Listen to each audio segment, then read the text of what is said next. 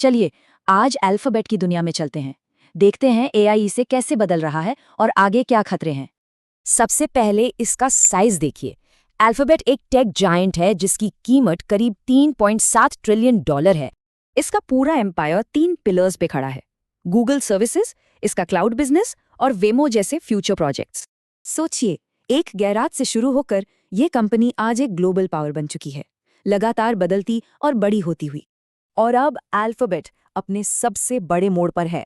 ये सिर्फ एआई नहीं अपना रहे, बल्कि एआई फर्स्ट बन रहे हैं। और ये सिर्फ बातें नहीं है। 2025 में एआई इंफ्रास्ट्रक्चर पर 93 बिलियन डॉलर्स तक का इन्वेस्टमेंट, ये एक बहुत बड़ा दाव है। ये एआई क्रांति सब कुछ बदल रही है। और शुरुआत हो रही है गूगल के दिल यानी सर्च से। 10 ब्लू लिंक्स वाला जमाना गया। अब गूगल का विजन एक ऐसा एआई है जो सिर्फ बताए नहीं बल्कि काम करे। जैसे रेस्टोरेंट बुक कर देना। और ये कोई ऑप्शनल फीचर नहीं होगा, ये नया एआई मोड ही गूगल का डिफ़ॉल्ट एक्सपीरियंस बनने वाला है। इस बड़े बदलाव से मार्केट में नई जंग छिड़ गई है, खासकर क्लाउड और एआई में। क्लाउड मार्केट में गूगल एक मजबूत नंबर 3 है, AWS और माइक्रोसॉफ्ट एज़्योर के ठीक पीछे। और जेनरेटिव एआई में गूगल के जेमिनाई का मुकाबला ओपन एआई के चैट जीपीटी से है, जो मार्केट लीडर है।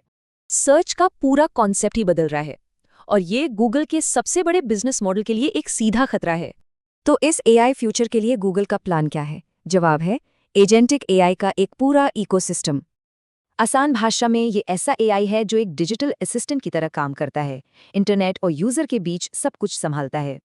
इसे सच करने के लिए गूगल ऐसे प्रोटोकॉल बना रहा है जिससे एआई एजेंट्स आपस में बात कर सकें और पेमेंट कर सकें।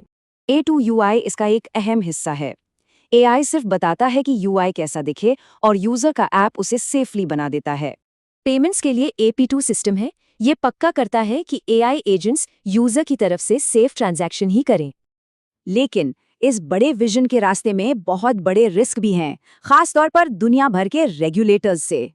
अल्फाबेट को यूएस और यूरोप दोनों जगह एंटी ट्रस्ट केस का सामना करना पड़ रहा है, जो इसके बिजनेस को बदल सकते हैं।